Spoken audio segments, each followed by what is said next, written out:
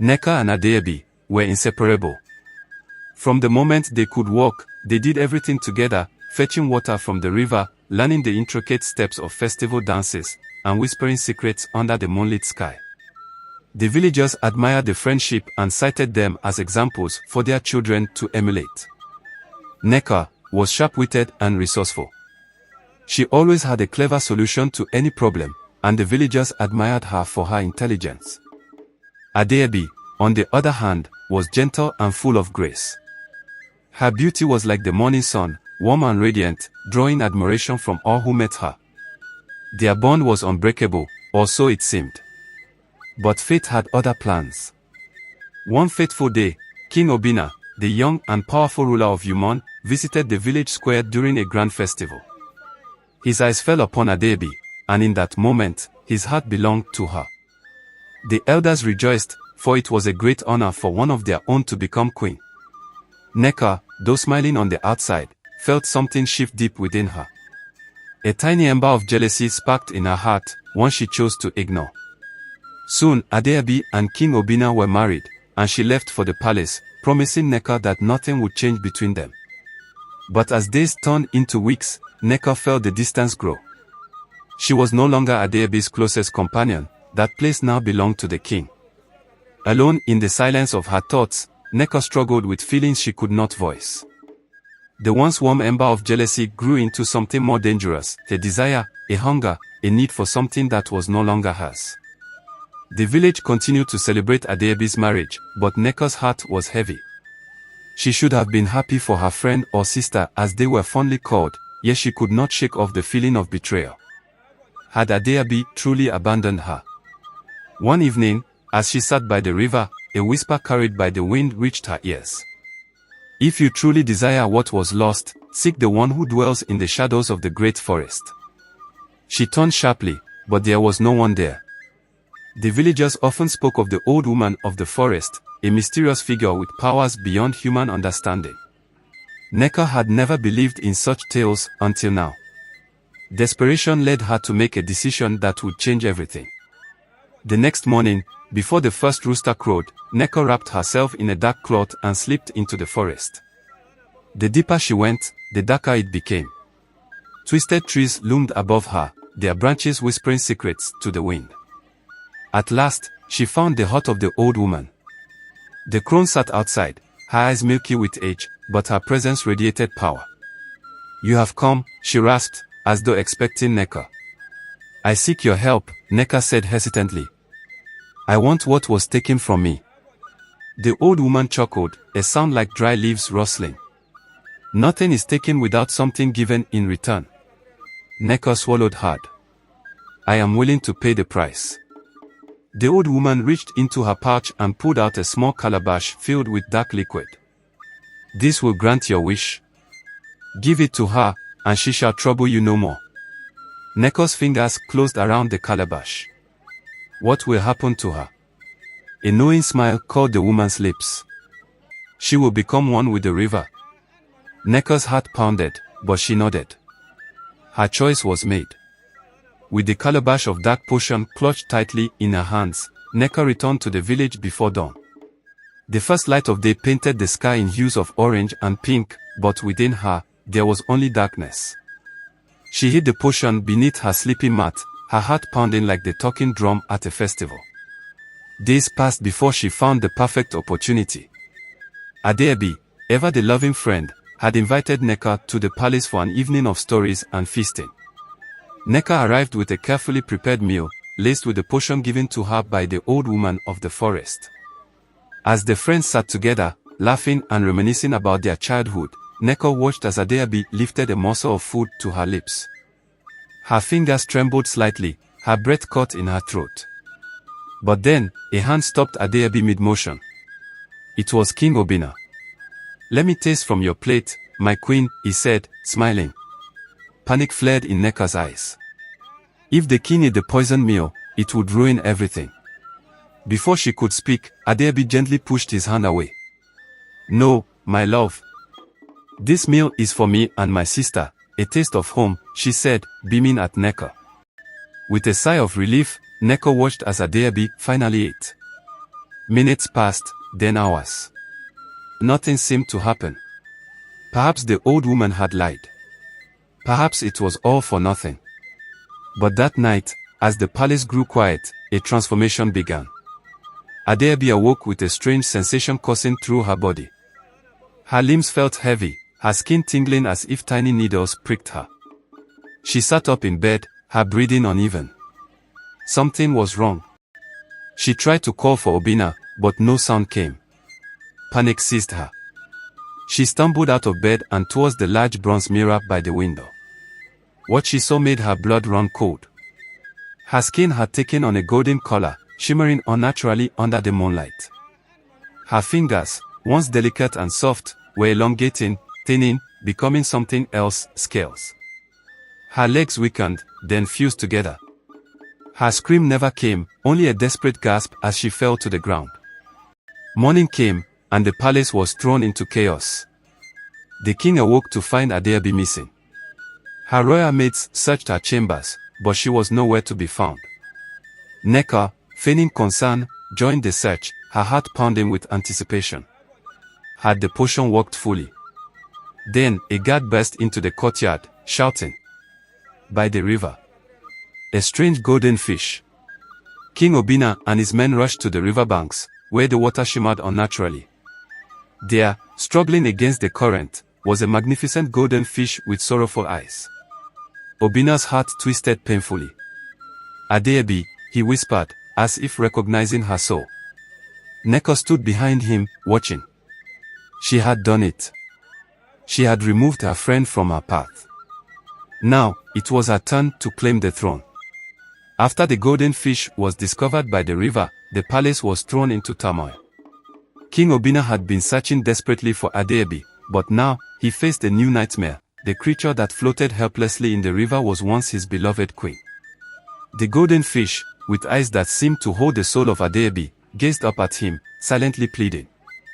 Nneka, watching from a distance, felt a wicked satisfaction deep within her. She had done it. Adeobi was no longer a threat to her.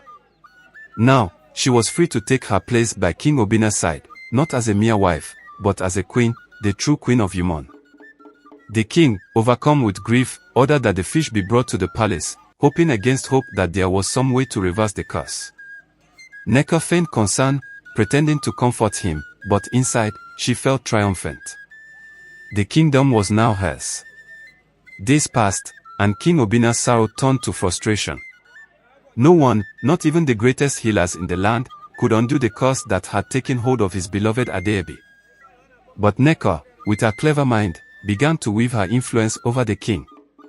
She would help him find a way to reverse the curse, she promised. All she needed was his trust.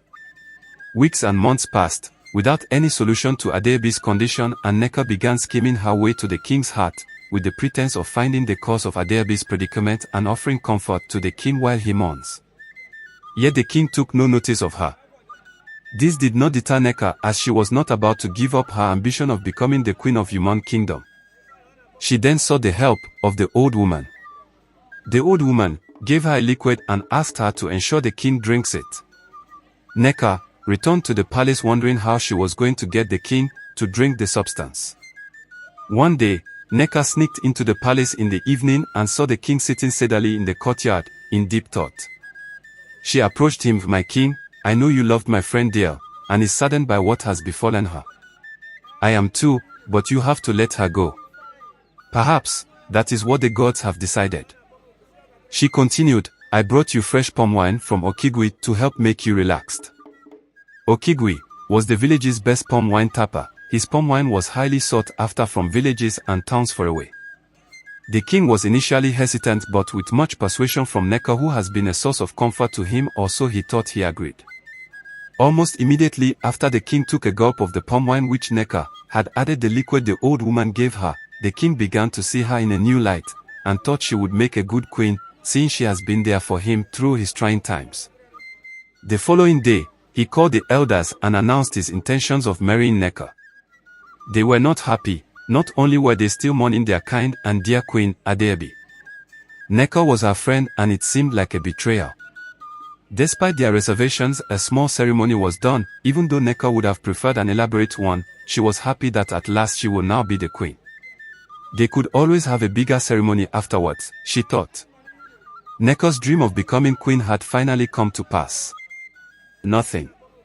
No one can defeat me or stop my shine. I have won at last, Nneka said to herself satisfactorily with a glimpse of pride. However, as Nneka worked to tighten her grip on the throne, a strange and unsettling thing began to happen. Every night, she dreamed of Adeobi, not as the beautiful woman she had once been, but as a glowing golden fish, swimming in the river. In these dreams, Adeobi's voice whispered to her, a warning: you will not have peace, Nneka. The river does not forget. The dreams became more vivid, more persistent. Nneka couldn't shake them. They haunted her during the day, too. The water in the river seemed to shimmer with a life of its own, and every time Nneka walked past it, she felt a chill run down her spine. She began to question whether she had truly won. Could she ever truly replace Adeobi? Was the throne worth the price of her own peace of mind? But Nneka refused to back down. She had come too far. Nneka walked through the palace halls, her heart heavy despite her growing influence over King Obinna. The weight of the crown she so desperately sought now seemed to press upon her shoulders in a way she had not expected. The king still mourned Adeobi, barely noticing Nneka's attempts to comfort him. Every evening, he would sit by the golden fish's bowl, watching it with longing, whispering Adeobi's name. The sight of it made Nneka uneasy. How could a mere fish still hold the king's heart when she, a living woman, stood right before him? But the fish was not ordinary, and Nneka knew it. The way its golden scales shimmered under the moonlight, the way its large, sorrowful eyes followed her whenever she entered the room, it unsettled her. It was almost as if Adeobi was still there, watching, waiting. Then, the whispers began. At first, they were only in her dreams. The same haunting voice of Adeobi echoed through the darkness. Nneka, the river does not forget. The river does not forgive. Nneka would wake up breathless, drenched in sweat, her heart pounding. But soon, the voice followed her into the waking world.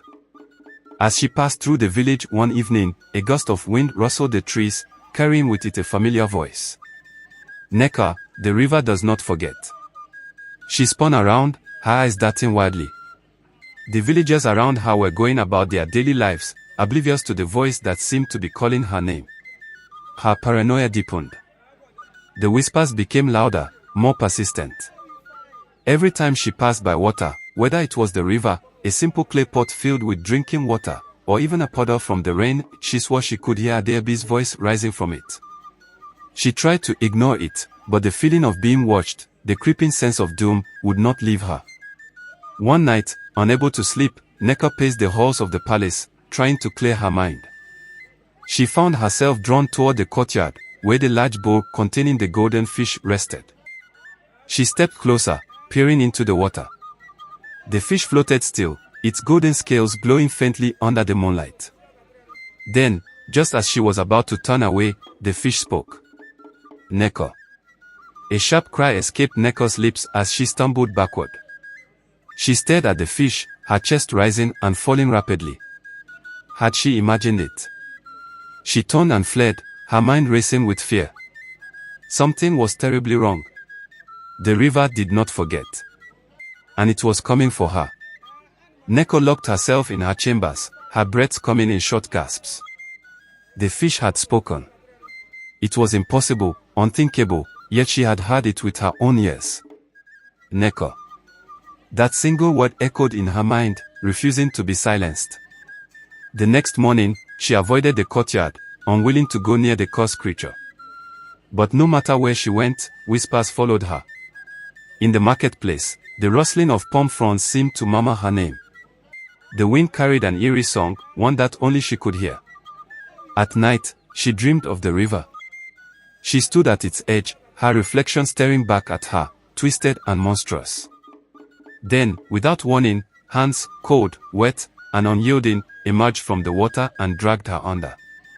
She always woke up gasping, clutching her throat as if she had truly drowned. But worst of all was King Obinna. He had grown distant, his once warm eyes now hollow and full of sorrow.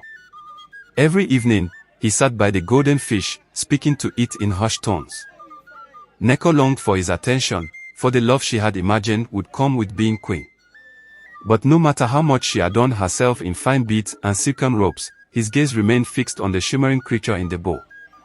One evening, she found him there again, his fingers gently trailing the water's surface. "My love," she said, forcing a smile as she approached. "You spend so much time here. It pains me to see you lost in grief." Obinna did not turn to look at her. "I dream of her, Neko. Every night, she calls to me. I hear her voice in the wind, in the river.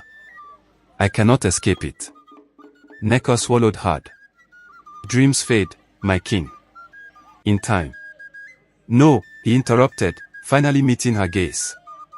"This is not a dream. She is still here, somewhere." He looked back at the fish. "I feel it in my soul." A chill crawled up Neko's spine. Obinna suddenly straightened, his expression firm. "Tomorrow, I will go to the river. I must seek answers." Neko's blood ran cold. "Why would you go there?" she asked too quickly. "The river took my wife. Perhaps it will tell me why."